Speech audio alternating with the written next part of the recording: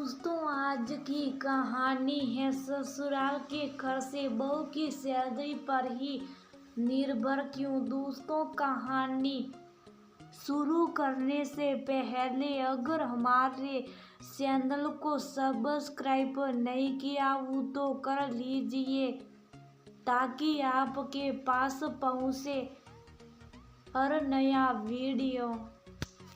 Mummy, देखना ये लहंगा कैसा लग रहा। कू ने अपनी मम्मी को आवाज लगाई। कू की अगले महीने शादी है और इसी वजह से वो अपनी शादी के लहंगे का डिजाइन ढूंढ रही है। कू एक फैशन डिजाइनर है और अपनी सारी ड्रेस खुद ही डिजाइन कर रही है, लेकिन लहंगा वह किसी बड़े डिजाइनर का लेना चाह रही थी। कू की आवाज सुनकर मीनाक्षी उसके पास आई और उसके मोबाइल में लहंगे के डिजाइन देखने लगी। किसी लहंगे में कोई कमी लग रही थी तो किसी में कुछ। मीनाक्षी ने कहा, कू तुम ये सब छोड़ो, अभी 1 महीना है तुम्हारी शादी में, अपना लहंगा खुद डिजाइन करो जैसा तुम्हारा मन है। थोड़ी देर में कू अपना लहंगा डिजाइनर करने में लग गई। मीनाक्षी सोचने लगी, आजकल बेटियों को आत्मनिर्भर बनाना आसान काम नहीं है, फिर भी लड़के वालों की डिमांड खत्म नहीं होती। तभी कू ने दोबारा आवाज लगाई, मम्मी देखना तो ये घर कैसा लग रहा है। मीनाक्षी कू के फोन में देखने लगी। घर तो अच्छा है, किसका है?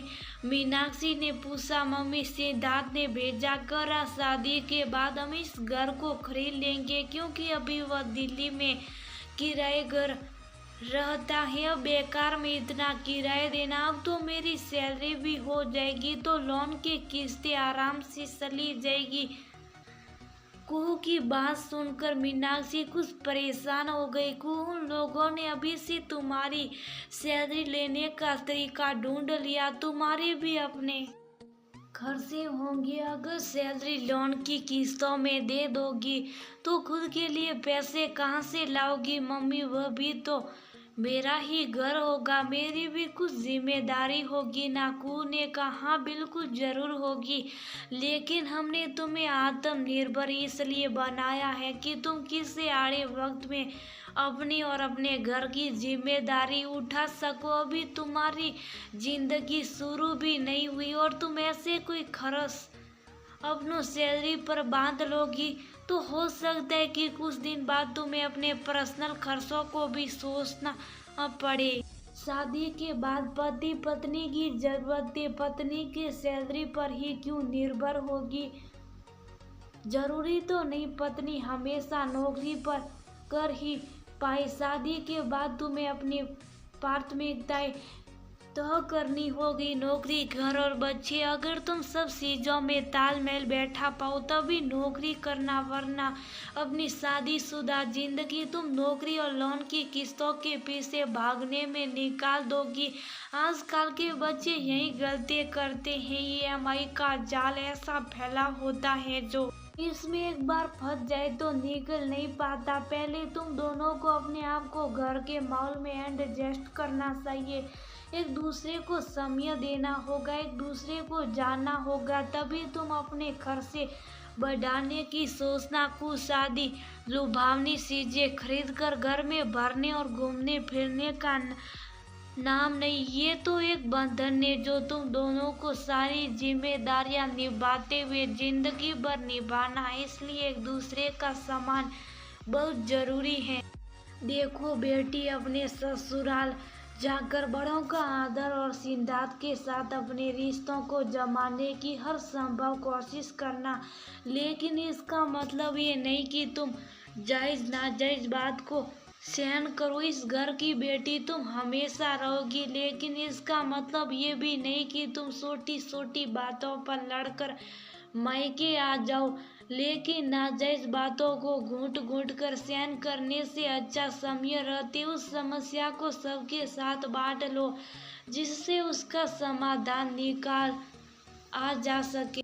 अपना भला बुरा तुम खुद समझती हो, पढ़ी लिखी हो, लेकिन जीवन के कुछ तजुर्बे होते जो एक माँ अपनी बेटी को जरूर सिखाती है। इसलिए अभी सिद्धार्थ से इस विषय में बात करके घर लेने की बात को कुछ समय के लिए टाल दो, क्योंकि अभी तुम्हें भी नहीं पता कि जीवन में अभी तुम्हें किन समस्याओं का सामना करना पड़े। जो लोग शादी से पहले तुम्हारी सैलरी को अपने कब्जे में करने की योजना बना सके, उनके साथ तुम कितना एडजस्ट कर पाओगी ये सोचने का विषय है। दूर के ढोल सुहावने होते हैं, ये तो तुमने सुना ही होगा। शादी के बाद की जिंदगी भी इससे कुछ मिलती जुलती है, इसलिए अभी ये समय केवल तुम दोनों का होना चाहिए, ना कि अनावश्यक खर्चों को कैसे पूरा करना ये सोचने में गंवाने का। उम्मीद करती हूँ तुम मेरी बात समझ गई होगी।